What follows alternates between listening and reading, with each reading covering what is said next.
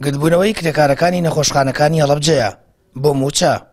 سەرپەرشتیاری کرێکارەکان دەڵێت 163 خێزان 3 مانگا چاوەڕوانی موچە دەکەن کە تەندروستی هەڵەبجە لیستەکەی ڕەوانی وەزارەتی دارایی کردووە. باوەڕکە هەمانە ئایلی گەورەیە ئەڵقەی دەستی خێزانەکەی فرۆشتۆ بۆ بژێوی ژیانی، هەنی هەمانە عشێ ناوماڵەکەی فرۆشتووە، هەنی کابرا مانگیە 2 مانگ 3 مانگ ئەتوانێت بەرکات، دوایەوە 316,000ش بەشی چیەکە؟ یعنی ئەگەر ئەمانەی ئێمە لە ناو خەستەخانەکانە نەبن باوەڕکە خەستەخانەکان بە 2 ڕۆژ بۆ گەنەکەن و ئەگەنێن. ئێمەش چاوەڕێەوەکەین ئێستا تەواو گەشتۆتە گیانیان کابرا، یعنی دینارێکی پێ نییە چی بکە، ینی پاشماوەی خەڵکی پاکاتەوە. ئێستا بەتەماین ئەگەر هەروە بڕوا بایکۆتەکەین.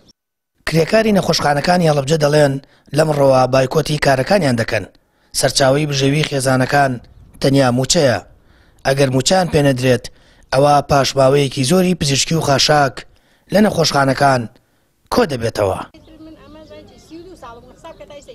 داواکاریمانەوەیە مەعاشەکانمان لە کاتی خۆیان موچەکەمان بۆ دابین کرد، چون ئێمە زۆر گوناحین، ئێمە کرێکارین. ئەگەر محتاجنەوین 300,000 کەس پێی بەخێو ناکرێت، دەمە تۆ بیۆ بۆ وازار بزان چی بۆکە 300,000 هەر هیچ نییە، ینی ئێمە بە 300کە ڕازین، حەق لە کاتی خۆیان 300کەمان بدەنی. تیامانایە کرێچێت، تیامانەیە قەرزارە، تیامانە نەخۆشی.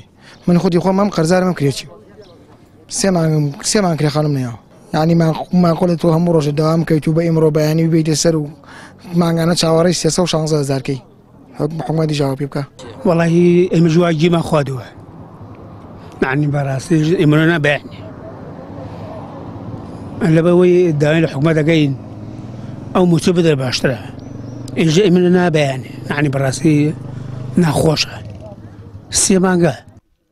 موچە یەک کرێکارێکی نەخۆشخانەکان 316,000 دینارە و 51,500,000ش موچەی مانگێکی سەرجەم کرێکارەکانە.